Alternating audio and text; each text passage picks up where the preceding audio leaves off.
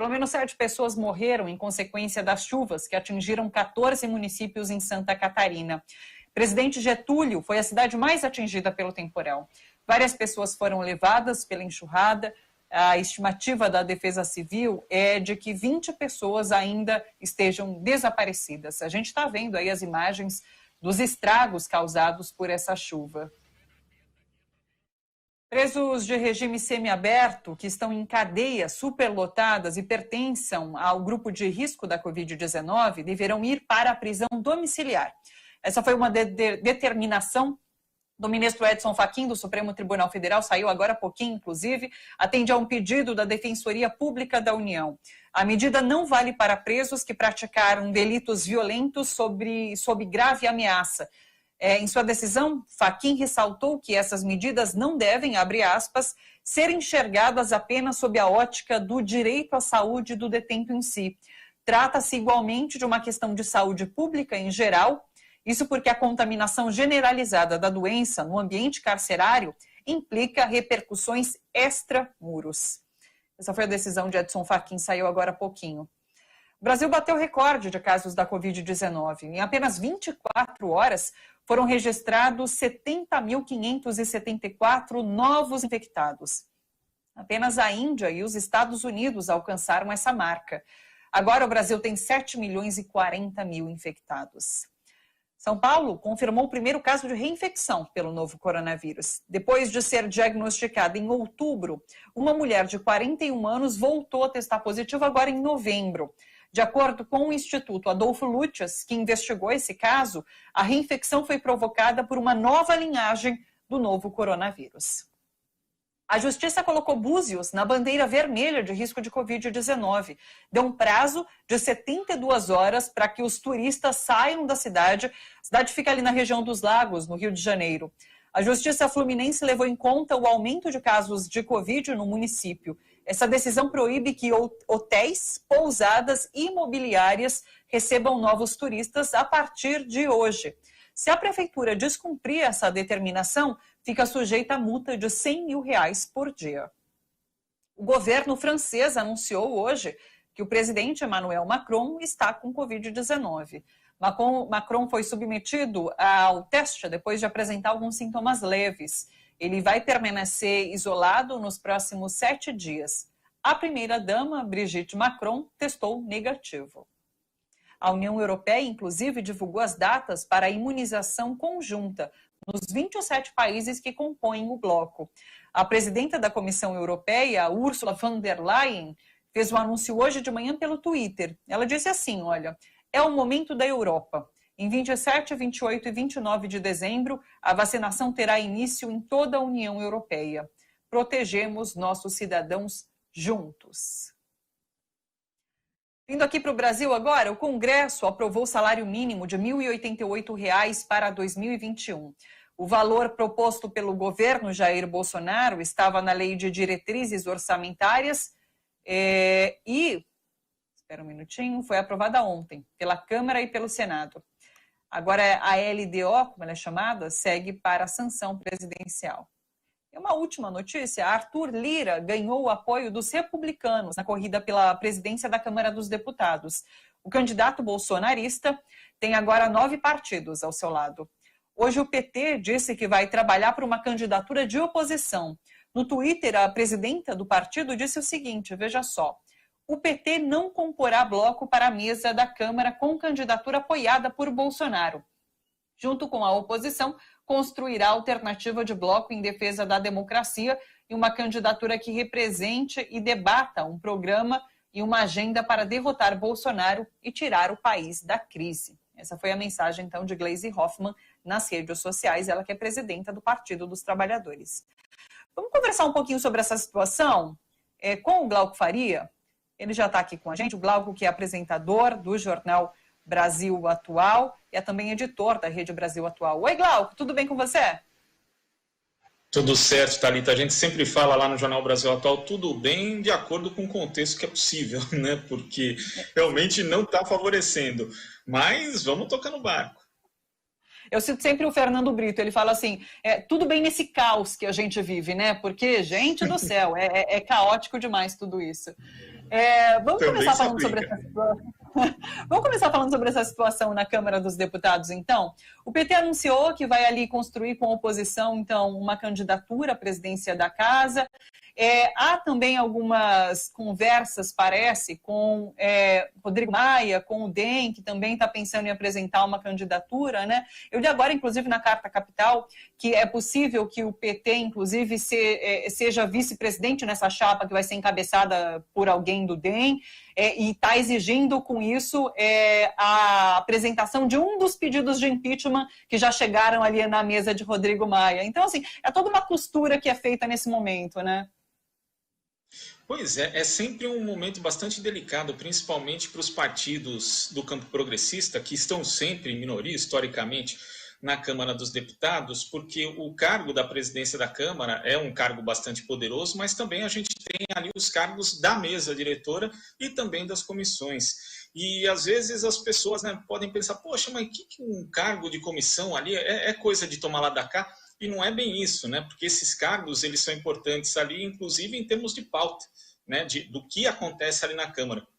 Só para a gente retroceder um pouquinho, a gente lembra, por exemplo, como é que foi quando o deputado Marco Feliciano foi presidente da Comissão dos Direitos Humanos da Câmara. O quanto que ele conseguiu pautar temas pelo viés moralista, né, algo que representou ali diversas ameaças de retrocesso em direitos, inclusive consolidados, e foi um período bastante difícil, justamente para os defensores dos direitos humanos.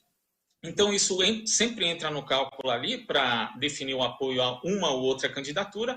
Agora, eu acho importante a presidenta do PT, Gleisi Hoffmann, ter essa posição firme contra a candidatura do Arthur Lira, porque representa a base bolsonarista. E por mais que a gente tenha justamente nessa conta as posições ali na mesa diretora, também nas comissões da Câmara, não dá para compor com alguém que é da base do Bolsonaro. Não tem o mínimo cabimento, até porque, de novo lembrando aqui dessa questão das pautas morais, o presidente Rodrigo Maia hoje ele não encaminha nenhuma dessas pautas praticamente, né? Ele tem esse poder, então não agenda nada. Agora, a gente imaginando um cenário em que o Arthur Lira seja presidente da Casa, tendo ali um ano eleitoral, inclusive no seu mandato, que a gente sabe que vários parlamentares foram eleitos ali com base nisso, né? Com base no ataque àquilo que eles chamam de ideologia de gênero, que a gente sabe que não existe, questões como aborto, direitos reprodutivos. Então, isso é algo muito perigoso, é importante o PT tomar essa atitude. Pode ser que tenha aí uma composição para uma candidatura unificada de oposição, que, infelizmente, nesse contexto não deve ganhar, obviamente, mas pode também facilitar uma negociação no segundo turno com a candidatura do grupo do Rodrigo Maia. Lembrando que o Rodrigo Maia está tendo muita dificuldade para achar justamente esse nome que consiga unir o campo progressista também, que ele consiga obter o apoio desses partidos que hoje trabalham com a possibilidade de uma terceira candidatura, Thalita. Ô Glauco, a gente fala que a situação está difícil e pode piorar, depender de quem ganhar a presidência da Câmara, né? Esse é o problema. Pois é, aliás, se tem uma coisa que a gente tem aprendido desde 2016, que a gente nunca deve duvidar da capacidade da situação piorar. Então, eu acho importante essa posição da Gleisi Hoffmann, que sirva também para outros partidos, né, que ainda tendem a negociar com o Arthur Lira, o PDT fez ali algum aceno, o PSB também existe dúvida. Aliás, é bom lembrar que, na verdade, parlamentares desses dois partidos, inclusive, não costumam votar unidos, né? A gente viu o que aconteceu na reforma da Previdência, por exemplo, quando eles se dividiram também em outras questões. Então, é importante, por isso que tem toda essa demora para o grupo do Rodrigo Maia definir ali o candidato, porque é difícil, na verdade, achar um nome que consiga unir ali, que seja, não uma unanimidade, porque isso não vai ter, obviamente, mas que consiga ter esse trânsito bom dentro dos partidos do campo progressista. Puxa vida, a gente segue acompanhando de perto essas discussões, porque de fato impactam diretamente em todas as pautas ali que passam pelo Congresso. Vamos falar um pouquinho sobre essa situação. Oi? Só para completar, a gente viu a importância, inclusive, dessa eleição com o Eduardo Cunha na presidência da Câmara, né? Ali, a gente retrocedendo um pouquinho, o governo Dilma teve muita dificuldade para conseguir apresentar uma candidatura que fosse viável, que pudesse combater Eduardo Cunha, e depois aconteceu o que aconteceu, né? Se a gente fala nessas ações de impeachment, né, nesses processos que chegam à mesa de Rodrigo Maia, e Rodrigo Maia não põe nenhum em discussão, imagina com Arthur Lira na presidência da casa, que tem esse apoio de Bolsonaro, daí que a gente não vai falar de impeachment de maneira alguma mesmo, né? Vamos falar sobre essa situação de Búzios e a pandemia também? Quero discutir um pouquinho sobre isso com você. A gente vê essa decisão da Justiça, né, mandando os turistas saírem da cidade por conta de uma situação bastante crítica em relação à contaminação ali. E isso é no país todo, né? Porque muitas cidades turísticas vão receber agora muita gente no final do ano. Tem muita gente já com viagem marcada, vai acabar passando em outro lugar. Ao mesmo tempo, existe uma expectativa enorme por conta da vacina. Então, acho que a gente está nesse meio de campo, não sabe se fecha a cidade ou se a vacina vai chegar e vai resolver essa situação. A gente está num momento de muita incerteza aqui no país. Aproveitando a sua analogia do futebol, Thalita, a gente não sabe, na verdade, a gente está perdendo o jogo, né? Isso é evidente. Agora a gente não sabe se vai com tudo para o ataque e arrisca sofrer uma goleada ou se tenta, pelo menos, diminuir um pouco a diferença. Mas é difícil o que está acontecendo hoje no Brasil. A gente tem tocado bastante nesse tema na Rede Brasil Atual, também no Jornal Brasil Atual, porque como existe essa expectativa, primeiro todo mundo está muito cansado, né? É uma situação bastante exaustiva esse isolamento, né? Ainda que nem todo mundo tenha cumprido o isolamento, as medidas de distanciamento social da forma devida, o fato é que impactou a vida de todo mundo, mesmo daqueles que acabaram não seguindo ou que simplesmente ignoraram as medidas sanitárias. Então, nessa situação, as pessoas querem se encontrar, querem, de repente, né, sair, mudar um pouquinho de ambiente, mas o que os infectologistas, os médicos, de uma forma geral, têm enfatizado evite, né, não tem ali encontros presenciais, quando for fazer festa, inclusive ontem saiu uma cartilha da Fiocruz dando ali recomendações para quem, na verdade, quer insistir no encontro presencial, no Natal ou no Ano Novo, né, com todo tipo de medida, mas o principal ali é o que está justamente logo no preâmbulo ali da cartilha da Fiocruz, evite encontros presenciais. Se você for festejar nesse final de ano, só com as pessoas que você mora, porque aí a gente evita a circulação de pessoas, a possibilidade de expansão dessa pandemia que, infelizmente, a gente voltou a ter números assustadores, né, Thalita? Ontem, a gente pegando, por exemplo, os dados da semana epidemiológica, da última, nós tivemos quase 303 mil casos de Covid-19 anotados, sendo que o maior número de casos que nós tivemos durante toda a pandemia foi 319 em julho. Ou seja, estamos chegando muito próximo do maior patamar que tivemos da pandemia, que nem dá para falar, segundo os especialistas, em segunda onda, porque a gente nem saiu da primeira. E preocupa também, porque a gente está focando muito nessa questão da vacina, e é óbvio que é uma questão importantíssima, porque nos dá esperança, nos dá a perspectiva de uma volta à normalidade, mas enquanto existe, inclusive, essa disputa política em torno da vacina, as medidas de distanciamento, as campanhas dos governos ficaram em segundo plano. Então, ontem mesmo a gente teve o lançamento do Plano Nacional de Imunização, está certo que o Bolsonaro nunca foi um incentivador do distanciamento social, mas assim, é assustador ver imagens das pessoas ali, inclusive cantando o hino nacional, uma do lado da outra, cantando, né, Thalita, que, enfim, as partículas estão indo ali para o ar, as pessoas que têm possibilidade muito grande de se infectar. E também a gente vê que no âmbito dos governos estaduais não existe uma preocupação maior em torno disso. Então a gente já tem um aumento de casos, tem essa possibilidade dos encontros presenciais no final do ano. Todo dia a gente quase tem feito entrevista, tem feito matéria no site, no jornal, alertando as pessoas, se puderem, evitem esses encontros presenciais. A doutora Karina Calife, com quem a gente vai conversar daqui a pouquinho sobre a pandemia também, ela chegou a dizer aqui para a gente que é isso, se você quer comemorar o ano que vem Natal do ano que vem com seus familiares, não comemore o desse ano. E isso ficou martelando assim na minha cabeça, e imagino que na de muita gente também. E hoje, só para encerrar, vamos falar sobre Pazuello, o ministro Eduardo Pazuello. Ele pediu desculpas sobre aquela fala infeliz de ontem, né? Ele disse perguntou para as pessoas na apresentação do plano, por que tanta ansiedade, por que tanta angústia?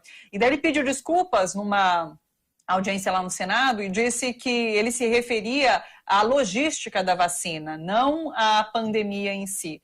Uma desculpa esfarrapada, né, Glauco?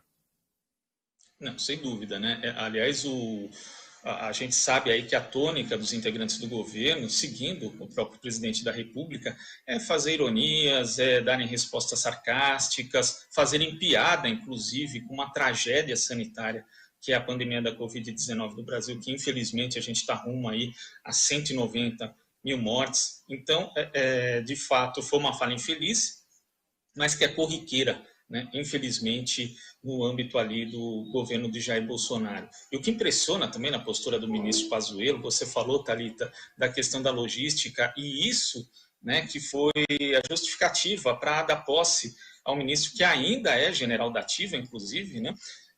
Que ele era um especialista em logística. E a gente vê pelo Plano Nacional de Imunização, né, que não tem qualquer tipo de perspectiva ali, de medida mais assertiva em relação à distribuição, que parece que a especialidade dele está servindo para muito pouca coisa. Na verdade, o que a gente teve de medida efetiva foi só a produção de hidroxicloroquina por parte ali das Forças Armadas, que já produziam, e todo mundo sabe, né, a ciência já mostrou que não existe eficácia comprovada desse medicamento em relação à Covid, mas em termos de vacina tudo anda muito devagar, né, da perspectiva da distribuição. E olha que vacina é algo que o Brasil é expert, o SUS, na verdade, junto com especialistas do Ministério da Saúde, de uma forma geral, há décadas a gente consolidou aí um conhecimento muito importante em torno de planos nacionais de vacinação. E agora a gente vê, inclusive em relação a outras doenças, né, temos aí a imunização falhando muito por conta da falta de recursos, né, falhas na distribuição mesmo, e também por conta desse movimento antivacina que infelizmente vem crescendo bastante, né, Thalita? Sim, esse movimento negacionista aqui no país que tem levado a essa situação, de fato. Olha, Glauco, quero agradecer a sua participação, o pessoal curtiu, Sumaia falou, estou amando o Glauco de comentarista, Daiane Maria, muita clareza na fala do Glauco, estou aprendendo bastante, que bacana, o pessoal curtiu. A gente curte também sempre suas participações aqui, Glauco, viu? Tomara que ano que vem elas sejam mais frequentes, inclusive. Um beijo grande para você, um bom final de ano, e a gente volta a se encontrar, então, em 2021. Um beijo também, Thalita. Bom final de ano para você, para todo mundo que acompanha Bom para Todos. Eu acompanho, inclusive, sempre, e sempre que chamar aí, estaremos à disposição.